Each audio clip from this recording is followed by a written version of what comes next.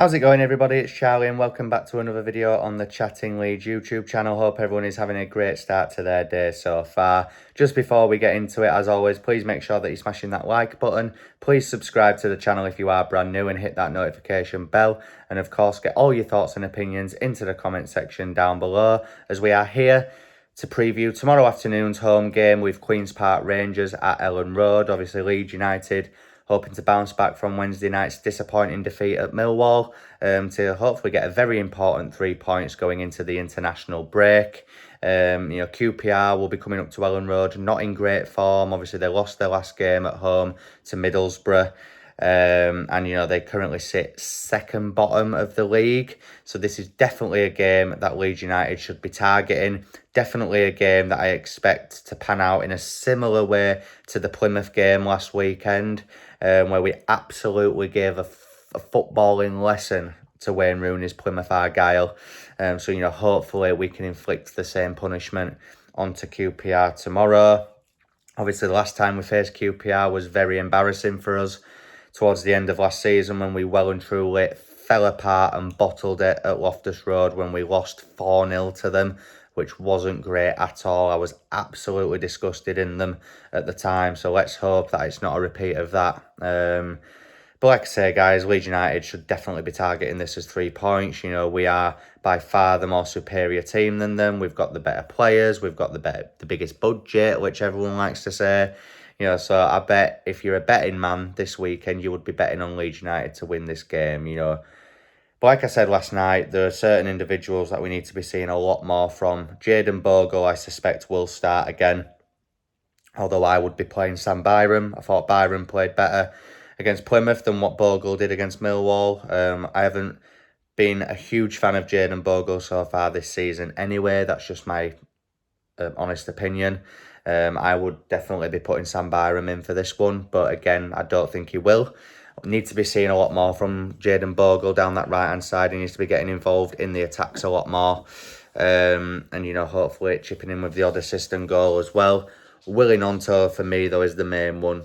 How we have not seen more from this guy so far this season is beyond me. I think since the last international break, since we've come back, he's been quite quiet and not really doing much in games. I'm not saying he's particularly playing bad. You just don't really know he's on the pitch half the time, and, we can't have that. He's meant to be one of our best and more key players. We saw a little bit more from him on Wednesday night when Farker actually put him into the 10 role. I've said for a long time now that when everyone is fit, my ideal front four would be Largy on the left, Dan James on the right, and Gnonto in the 10 in behind Perrault at the minute, just based on current form. Perrault wasn't great on Wednesday night either, but we know that he can have those sorts of games. If we can give Joel Perrault the right level of service in the attacking third, then I do think he can thrive, and maybe this is the game where he can get a goal or two, just to boost his confidence back up, because I did think he was poor the other night, as was Dan James. Again, a brilliant opportunity for him to get his confidence back up and, really get at that QPR back four. But like I said last night, Leeds United, and Daniel Farker are currently struggling, aren't they, to break down low blocks in games. And, it's... I can pretty much... I could bet my mortgage on it, on the fact that QPR will probably come to Elland Road to sit in, try to frustrate Leeds United and potentially get something on the counter-attack, but they will be more than happy with a point at Elland Road tomorrow. 100%, they will be more than happy with a point. And, Leeds can't be going into this game thinking, oh, well, a point's not too bad. It's not. After what happened on Wednesday night, we need to bounce back. We're at home. They're second from bottom. We know we've got clearly the better team. They won't be expecting anything. They're travelling support that are coming up to Elland Road and not going to be on their way up to Leeds tomorrow morning thinking, you know what, yeah, we'll get something here today. Are they? Hell, they are never thinking that. QPR are in dreadful form. They're a dreadful team this season. You're second from bottom for a reason. The table doesn't lie. And, if Leeds United don't win this game, then I will be worried. Let's just put it that way. I will be extremely worried. Millwall are a decent enough team in this league so far this season. I think they're in the top 6 as it stands now. So, you know, they're no mugs, and, you know, our away record at Millwall is terrible. So it wasn't a huge shock that we lost the game. I was more shocked at the level of performance we put in. I did expect us to perform a lot better than that, which is why I think, you know, this game could be the perfect game for us to bounce back. You know, a team in the bottom 3 who are low on confidence, who we know we're going to have all of the ball, but it's if we're going to be able to break down the low block, because let me tell you, they will set up in a low block. We all know they will. So it's about, you know, can Daniel Farke in the coming days and hours, can he figure out a way to bypass that low block? Because like I say, it isn't just QPR, it isn't just Millwall the other night, it isn't just Burnley this season as well, who did it to us at Elland Road. There are teams who are going to come and play like that and hope to just get a point. And, you know, surely Farke knows this. You know, he's not daft. He will know the situation. He will understand what is going on here. And that is why the critics are coming out again. And I don't blame them. I said last night, I do think Farke can get us promoted.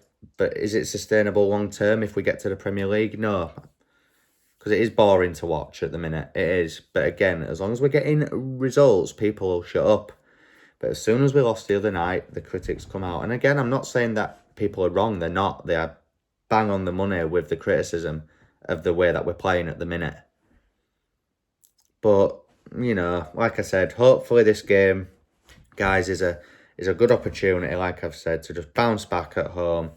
You know, take advantage of QPR's low confidence and poor run of form, and really take them to the cleaners. You know, if we can see a similar performance to Plymouth even, where we just get the game won in the first half, I would happily take a mediocre second half as long as we are 2-3-0 up in the first half. That would be completely fine with me.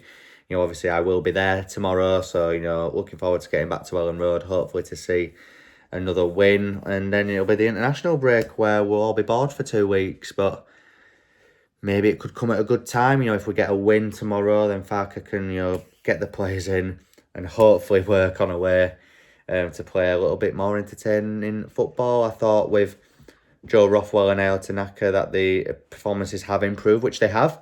They have got better, but there are games like the other night where the frailties and the cons of this team really come out to be seen, which again is disappointing, and hopefully we can work on that moving forward. But my prediction for this game against QPR, I'm going to go with another 3-0 win. Another 3-0 win, and yeah, convincing victory going into the international break from me. But like I said, guys, at the beginning, please hit me up with your thoughts and opinions into the comment section down below with your score predictions and who you think will score for Leeds United.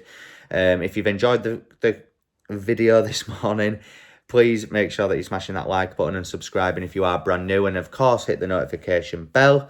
And yeah, I will see you in the next one. I'll probably be able to get a video out tomorrow after the game. But if anything changes, I will let you know. Enjoy the rest of your Friday, and I'll see you in a bit. Cheers.